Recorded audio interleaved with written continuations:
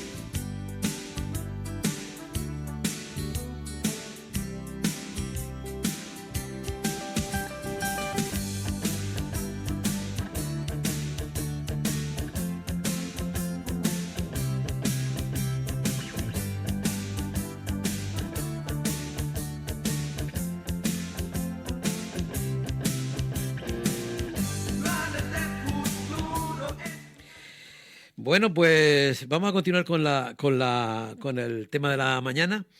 Al otro lado tengo a Gerardo Rodríguez, que él es profesor de filosofía, es sindicalista y un hombre que sabe muchísimo de historia. Tanto es así que el otro día tuve la oportunidad de escucharlo a través de Radio San Borondón en una charla muy interesante acerca del Salvador, de Nayib Bukele, ¿no? Me parecía que era un tema muy interesante de ver un poco la trayectoria de lo que había sido El Salvador, lo que él hizo un poco de un análisis del país y de lo que significaba, digamos, el presidente, la figura de Nayib Bukele, ¿no? En fin, muy controvertida y yo creo que estaría interesante que nos comentara un poco las historias para tener una idea, aunque sea un ratito, un poco una idea más clara acerca de El Salvador. Gerardo, buenos días. Hola, muy buenos días, Javier. ¿Qué tal? ¿Qué tal? Buenos Bienvenido de días nuevo a toda la audiencia. bienvenido a la brega de nuevo. Bueno, muchas gracias. Dar un saludo a la audiencia también del Rompeolas y bueno, encantado de estar una vez más aquí contigo, ¿no? Gracias, Gerardo. Gerardo, ¿qué me dices de El Salvador? La verdad es que escuchándote el otro día, que te felicito, por supuesto, por la charla, que estaba muy interesante, me recordó épocas pasadas en la historia, toda esa parte de Centroamérica, ¿no? Y en fin, ahí tienes el micro. Cuéntanos un poco, si quieres hacer una pequeña sinopsis histórica de lo que ha sido El Salvador, un poco hasta llegar a Bukele. Sí, bueno, yo el otro día efectivamente hablaba de El Salvador porque quería sobre todo darle importancia al hecho de todos estos partidos de extrema derecha que en diferentes países se han ido haciendo con el poder a través del juego democrático, a través del pluripartidismo, han recibido el apoyo de la población, pero que después ya en el poder, ya controlando, digamos, los resortes que proporciona el Estado, pues han ido fagocitando también la democracia, ¿no? Es decir, se aprovechan un poco de la democracia y de las libertades que la democracia da y el Estado de Derecho para después, pues, ir poco a poco minando la propia democracia, imponiendo un gobierno autoritario o dictatorial, como se quiera, ¿no? Y eso hay que tenerlo presente porque fue lo que ocurrió en los años 30 y en los años 40 con el fascismo. Por ejemplo, el propio Hitler accedió a través del juego democrático al poder para después terminar destruyendo la democracia y después, bueno, ya ocurrió todo lo que ya sabemos, ¿no? Y en parte en El Salvador lo que ha ocurrido es eso, ¿no? Es decir, un presidente que se presenta democráticamente a unas elecciones en el año 2019, que concluye su mandato en el año 2024, constitucionalmente no se puede presentar a la reelección, es decir, que ahí terminaría su desempeño como presidente del gobierno y jefe de Estado, pero que retorciendo la Constitución y nombrando en el Tribunal Constitucional, que allá en El Salvador se llama Sala de lo Constitucional, a jueces afines durante ese mandato, pues termina presentándose a un segundo mandato, aunque lo prohíbe expresamente la Constitución de El Salvador, nada menos que en 5 artículos. Es decir, que él no se podía presentar a la reelección. Perdona, y él se presenta porque los jueces cambian un poco, digamos, el articulado de la Constitución, ¿no? No, la Constitución no se reformó. La Constitución sigue diciendo lo que había dicho antes. Lo que pasa es que los jueces retuercen, o si tú quieres, violentan la Constitución para que se pueda presentar a la reelección. Es decir, la reelección buscan algún hueco, ¿no? Algo. Sí, exactamente. Pero ni siquiera tienen la delicadeza de buscar esa fisura, sino que es una burda manipulación. Por ejemplo, mira, yo te voy a decir, la Constitución de El Salvador dice que el presidente no puede presentarse, el presidente que ha sido en el periodo inmediatamente anterior no puede presentarse a la reelección. Es más, te voy a leer concretamente el artículo 154, es muy corto, para que lo veas prístinamente, claramente. Dice, el periodo presidencial será de 5 años y empezará y terminará el día 1 de junio. Es decir, empezaría el día 1 de junio de 2019, terminaría el día 1 de junio de 2024, el último periodo presidencial. Sin que la persona que haya ejercido la presidencia pueda continuar en sus funciones ni un día más. Claro. Es decir, esto del 2000 tendría el presidente, por ejemplo, Bukele, se presentó en 2019, ganó las elecciones democráticamente, terminaría el 1 de junio de 2024, ya no se puede presentar más a la reelección y ahí termina su mandato. Es decir, que la Constitución de El Salvador pone incluso hasta las fechas. Durante 5 años, el periodo presidencial son de 5 años, toma el 1 de junio de un año y termina dentro de 5 años el día 1 de julio.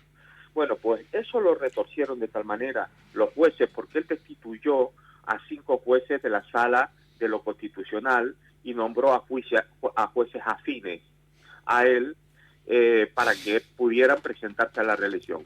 Y al final concluyeron que el periodo al que se refiere la Constitución no era el del presidente, como todo el mundo había, interpretado y como se lleva haciendo en El Salvador desde siempre. ¿Y de quién era desde entonces? los años 40, que un dictador que se llamaba Maximiliano Hernández Martínez, pues desde los años 40, en que se hizo con el poder un dictador, pues siempre se había respetado la no reelección del presidente, porque lo indica la Constitución. El propio Bukele lo decía cuando era alcalde de San Salvador.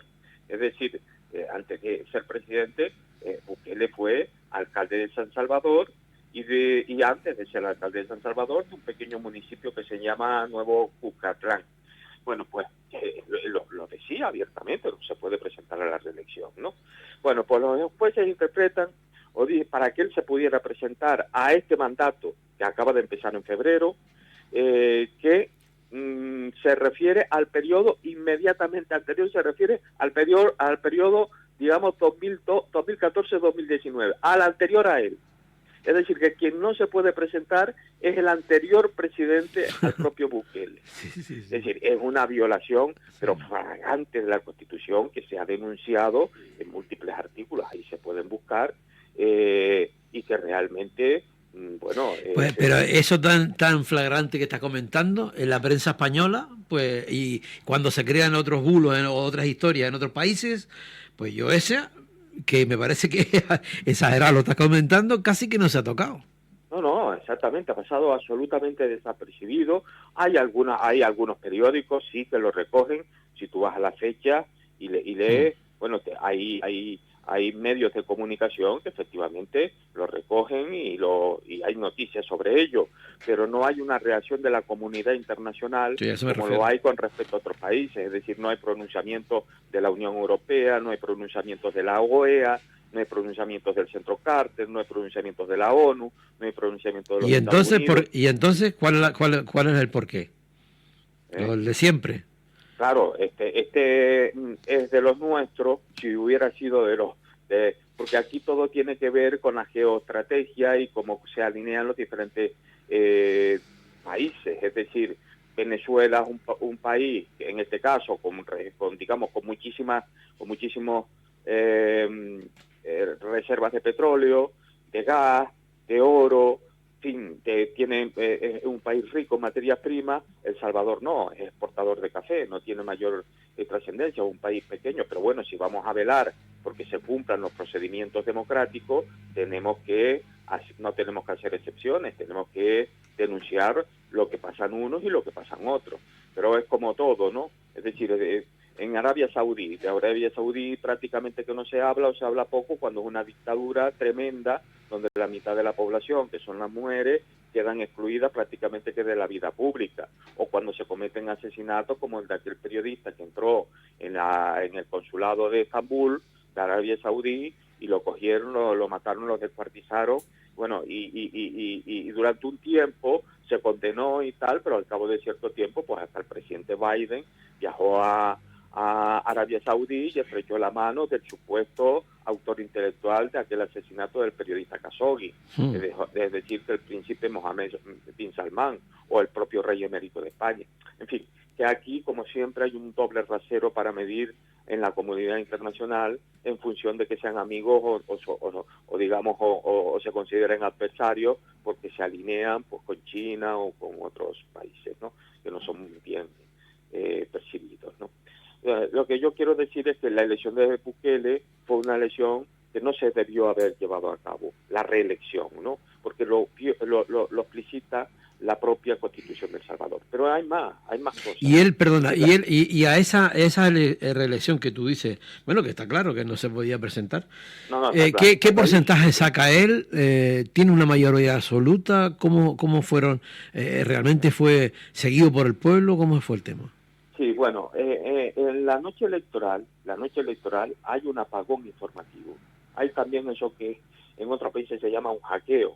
Es decir, no hay o no existen informaciones, y con el 30% de los votos escrutados, apenas con el 30% de los votos escrutados, ya él sale al balcón presidencial y se autoproclama presidente de El Salvador, cuando no se había contado el 70% restante. Es decir, que por problemas informáticos, que después tenían que ver con la custodia de los votos, porque allá el voto no es electrónico, es manual, y también con la custodia de las propias actas y con la transmisión de los datos, ahí hasta 4 días después o 5 días después no se sabían los resultados electorales, a ciencia cierta.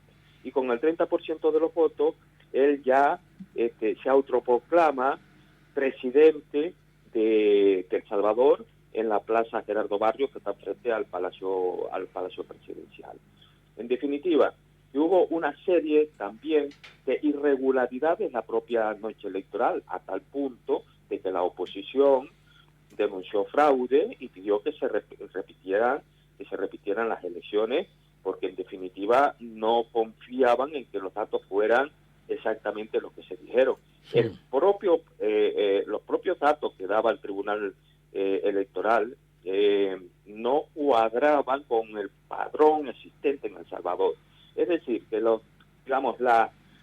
propia noche electoral había serias dificultades en saber exactamente cuáles habían sido los resultados en El Salvador, y ni siquiera se habían publicado los resultados de la Asamblea Legislativa, porque se llevaron a cabo elecciones presidenciales, en este caso de Bukele, que con el 30% ya se autoproclamó presidente y dijo que había sacado el 85% de los votos, y tampoco se sabían los resultados del legislativo, que se votaban también ahí, de la Asamblea Legislativa, es decir, del Parlamento. Al final resultó que Bukele obtuvo lo que él decía que tenía, es decir, sobre el 85% de los votos, según los resultados oficiales, que no se desglosaron acta por acta, como se pide en otros países, ¿no?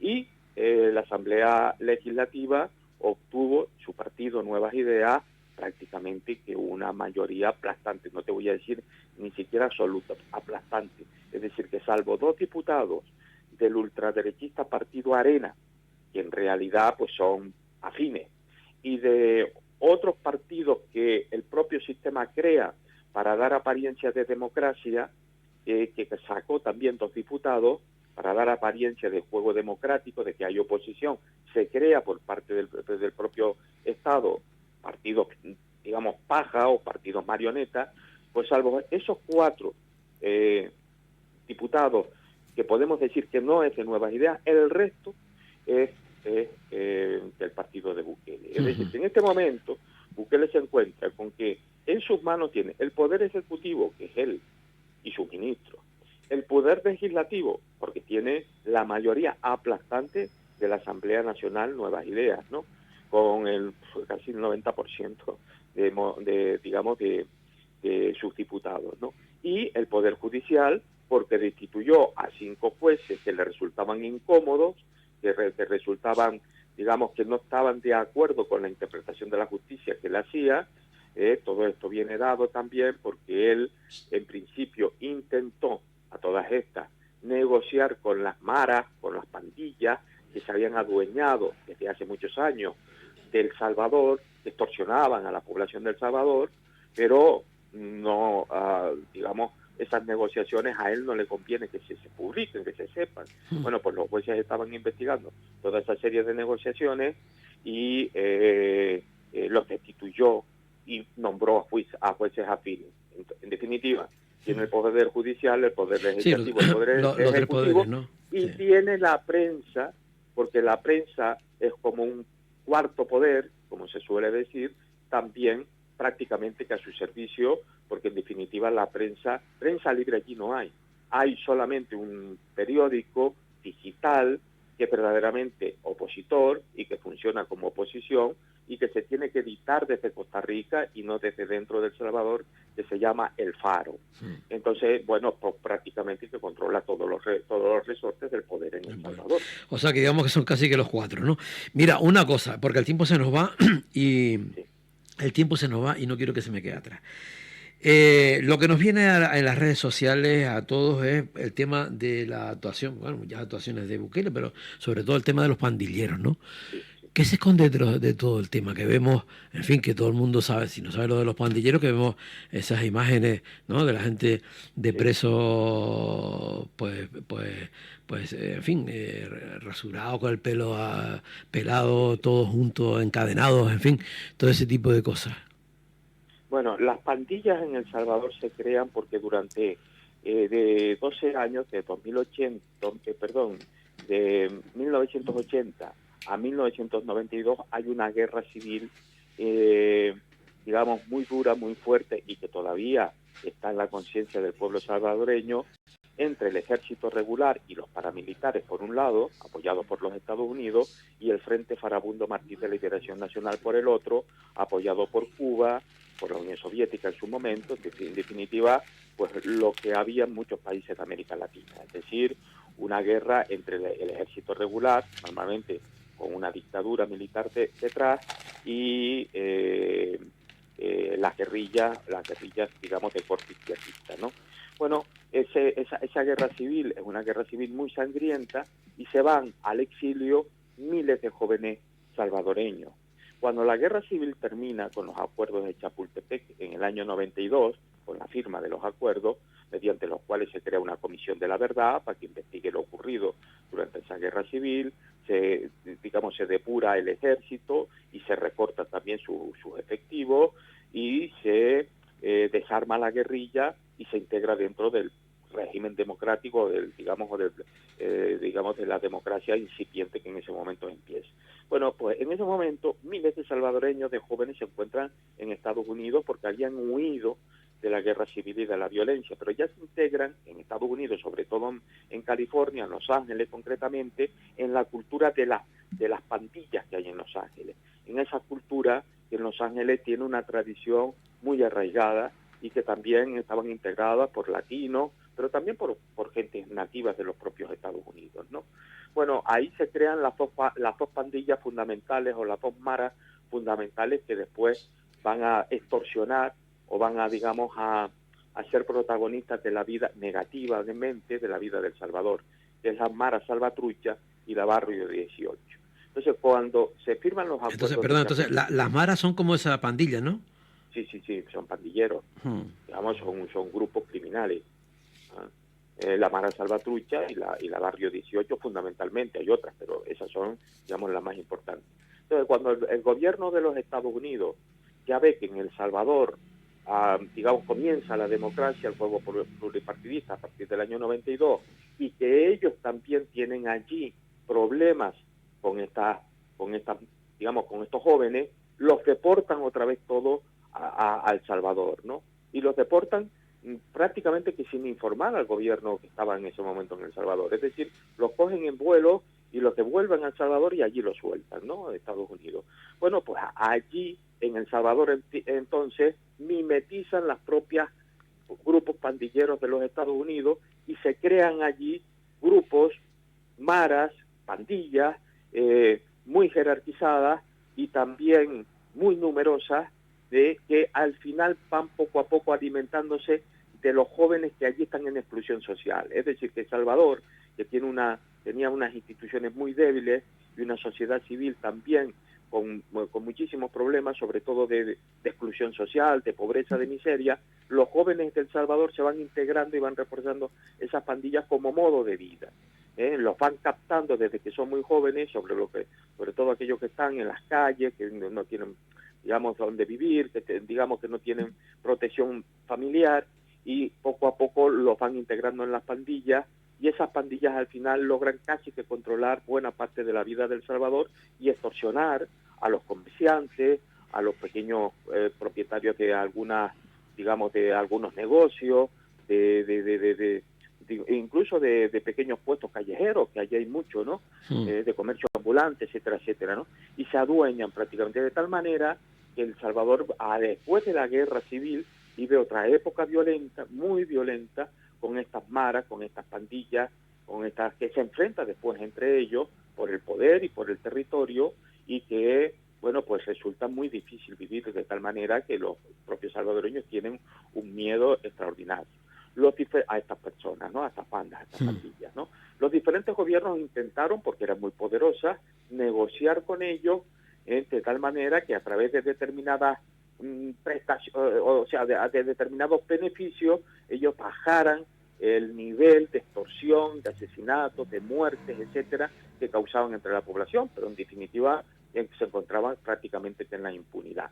Bukele también lo hizo cuando llegó a la presidencia en 2019 y antes, cuando había sido alcalde de San Salvador, pero intentó llegar a acuerdos y llegó a acuerdos. Pero después de un fin de semana muy sangriento, en El Salvador rompió la baraja y lo que hizo fue construir una macrocárcel, una de las mayores cárceles del mundo, por no decir la mayor del mundo, algo así como, no sé si 17 campos de fútbol, una cárcel que es enorme que se llama el SECOT, y decretar el estado de excepción, de tal manera que desde 2022 está y existe actualmente el estado de excepción en El Salvador. El estado de excepción consiste, por ejemplo, en que el ejército patrulla las calles y puede detener a quien quiera sin necesidad de que esa persona sea sometido a juicio o que se le imputen cargos o que tenga las debidas garantías procesales, nada. Los cogen y los meten en la cárcel, ¿no?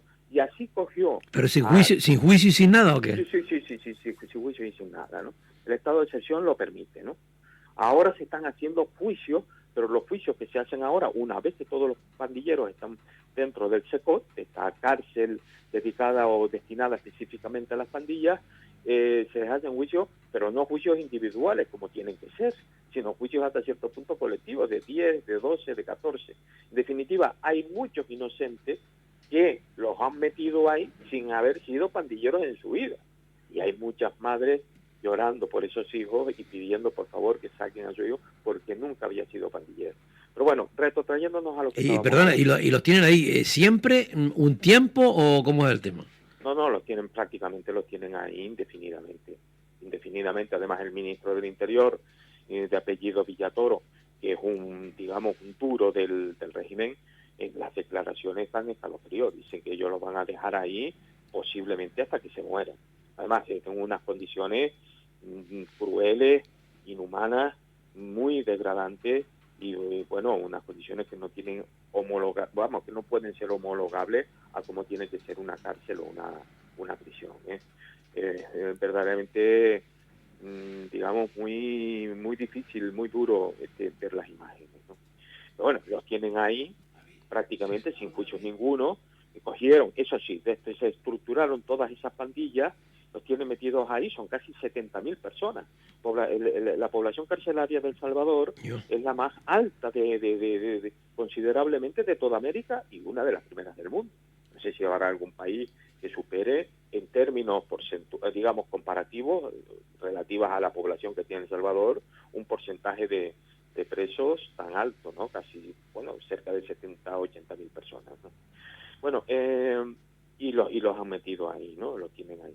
Claro, ¿qué es lo que ocurre? Bueno, que El Salvador, que ha tenido una vida y una historia muy trágica, muy difícil, muy violenta, primero con las dictaduras militares, desde que le logró la independencia de España, después que fueron dictaduras militares una tras de otra prácticamente, algunas brutales, ¿entiendes? Como la de los años 40, de Maximiliano Hernández, el que te comentaba antes, que mató a cerca de 20.000 indígenas. O después llegó la guerra civil, en vista de la represión militar, la izquierda, pues bueno, optó por la lucha armada y fundó el Frente Farabundo Martí de Liberación Nacional. Después la represión. Esa fue una historia. Mira, si te parece, Gerardo, vamos a dejarlo aquí. Yo te llamo otro día y continuamos porque esa parte que un poco lo comentamos al principio, esa parte de Centroamérica, el tema del Farabundo Martí, que incluso Bukele también creo que pertenecía al grupo, sí, pertenecía, ¿no? Por eso, da para mucho más y ya no tengo más tiempo. Así que nada, Gerardo, te agradezco que estés con nosotros, yo te vuelvo a llamar y seguimos hablando del asunto, ¿te parece? Muy bien, muy bien. Muchísimas gracias a ustedes y un saludo para todos. Gracias, chao. Bueno, pues nos vamos con un poquito de música, para alegrar el tema.